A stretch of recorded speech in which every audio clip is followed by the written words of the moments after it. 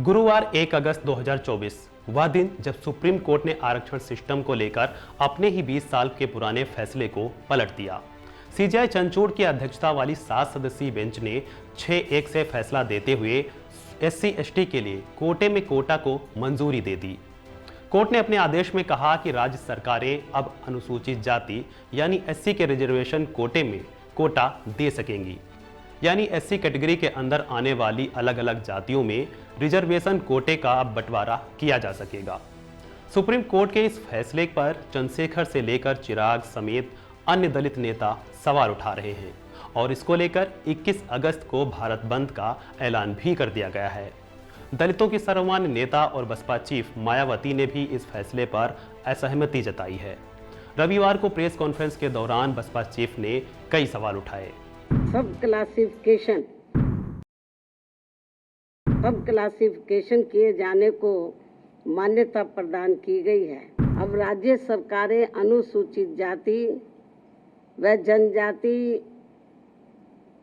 की सूची के भीतर आरक्षण के लिए उप वर्गीकरण अर्थात नई सूची बना सकेंगी, जिससे फिर अनेकों समस्याएं उत्पन्न होंगी। 5 न्यायाधीशों की संवैधानिक पीठ द्वारा ईवी चेन्नैया बनाम आंध्र प्रदेश राज्य में दिया गया था, तो उसको पलट दिया है। नमस्ते, मैं हूं अतुल और आप देख रहे हैं One India Hindi. Baspa chief Mayawati ने आरक्षण पर सुप्रीम कोर्ट के निर्णय से असहमति जताई है। कोर्ट के फैसले को लेकर बसपा चीफ ने कहा कि इस निर्णय से असंतोष की भावना पैदा होगी और इससे केंद्र और राज्य सरकारों के बीच टकराव की स्थिति भी बनेगी। 7 न्यायाधीशों की संवैधानिक पीठ द्वारा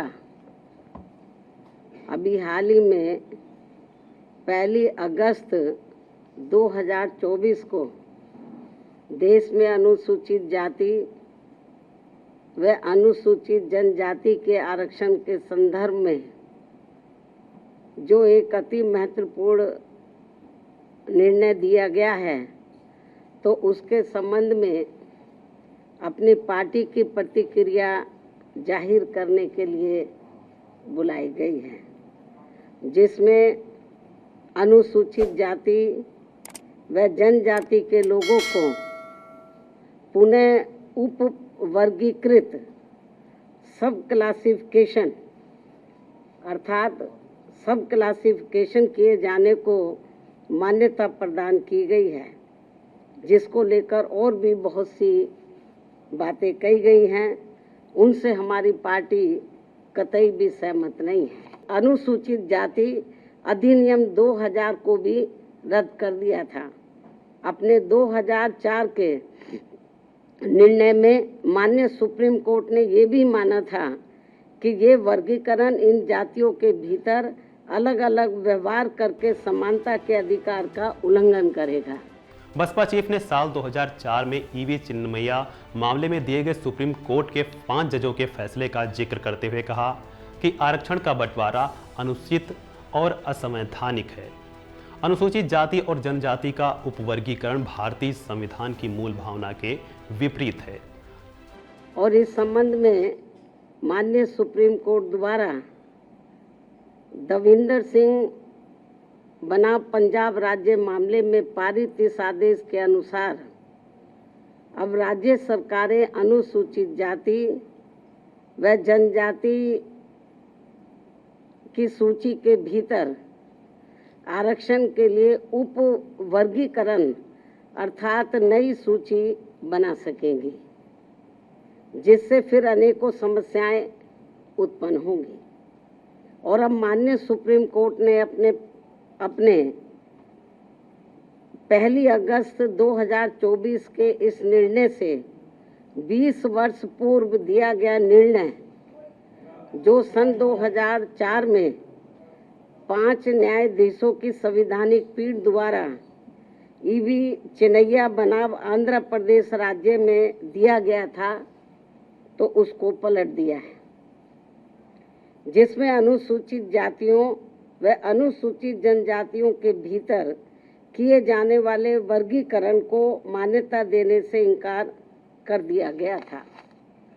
और ये भी कहा गया था कि अनुसूचित जातियों व अनुसूचित जनजातियों के भीतर उपवर्गीकरण नहीं किया जा सकता है, क्योंकि वे एक ही समरूप अर्थात समान वर्ग में आते हैं। माननीय सुप्रीम कोर्ट ने वर्ष 2004 के अपने निर्णय में ये भी कहा था, जिसे माननीय राष्ट्रपति द्वारा अपने आदेशों द्वारा क्रियान्वित किया जाता है और जिसे बदलने का किसी भी राज्य सरकार को अधिकार नहीं है। मायावती के साथ ही केंद्रीय मंत्री चिराग पासवान ने भी कोर्ट के फैसले से असहमति जताई है। उन्होंने कहा है कि आज भी दलित व्यक्ति के मंदिर जाने पर उसे धुलवाया जाता है। हम इसको लेकर कोर्ट में पुनर्विचार याचिका दाखिल करेंगे। उस पर हम लोगों की भी असहमति है और इस असहमति को प्रमुखता से हम लोगों ने दर्ज किया है।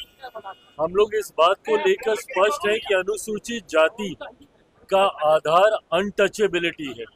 इसका कोई शैक्षणिक आधार नहीं है, इसका कोई आर्थिक आधार नहीं है। ये जो भेदभाव जिसकी वजह से ऐसी कास्ट को संविधान में शेड्यूल किया गया और जो शेड्यूल कास्ट कहलाई, इनका आधार हमेशा से छुआछूत रहा है, अनटचेबिलिटी रहा है। ऐसे में इसमें क्रीमी लेयर का प्रावधान हो ही नहीं सकता।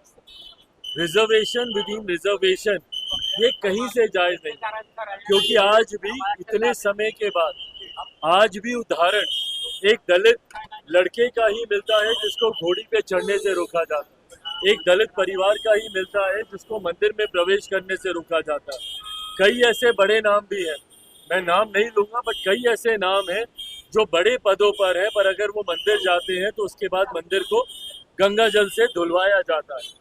तो आज भी भेदभाव छुआछूत के आधार पर हो रहा है। तो ऐसे में रिजर्वेशन विद इन रिजर्वेशन हम लोग भी कतई इससे सहमत नहीं है और लोक जनशक्ति पार्टी रामविलास सुप्रीम कोर्ट में पुनर्विचार याचिका दाखिल हम लोग करने जा रहे हैं ताकि सुप्रीम कोर्ट पुनः अपने फैसले पर बताए। देखिए, मैंने अभी माननीय सर्वोच्च न्यायालय का पूरा आदेश नहीं पढ़ा, मैं उसको स्टडी करूंगा और मेरे आज भी याद है कि मैं लगातार लाइब्रेरी जाता हूँ। कॉन्स्टिट्यूशनल असेंबली की जो डिबेट्स है, जब ये रिजर्वेशन पैटर्न आया, उसको स्टडी करने के लिए आज भी मुझे उस पर जाना पड़ेगा। बहुत इंपॉर्टेंट है क्योंकि डॉक्टर बाबा साहब अम्बेडकर के जो है बहुत सारे जो हैं बातें चर्चा उन्होंने जो है उनके कोर्ट्स को उसमें यूज किया है। लेकिन बड़ी बात यह है कि एक पॉलिसी हमने अंग्रेजों के समय से सुनी थी, डिवाइड एंड रूल।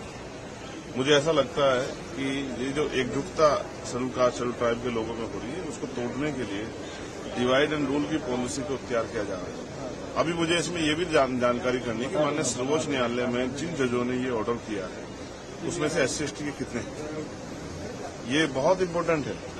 अगर आप वर्गीकरण करना ही चाहते हैं तो मैं चाहता हूं कि सर्वोच्च न्यायालय से इसकी शुरुआत होनी चाहिए। भाई वहां तो लंबे समय से कुछ ही परिवारों को कब्जा किया और चलो SC/ST OBC को तो आप ऑप्शन नहीं दे रहे हो, लेकिन क्या सामान्य जाति के लोगों में ऑप्शन नहीं है? तो उनको भी आप मौका नहीं दे रहे हो। तो अगर आपको करनी है किसी वर्गीकरण की शुरुआत तो शायद वहीं से की जाए। सर्वोच्च संस्था नीचे से क्या करना चाहते हैं?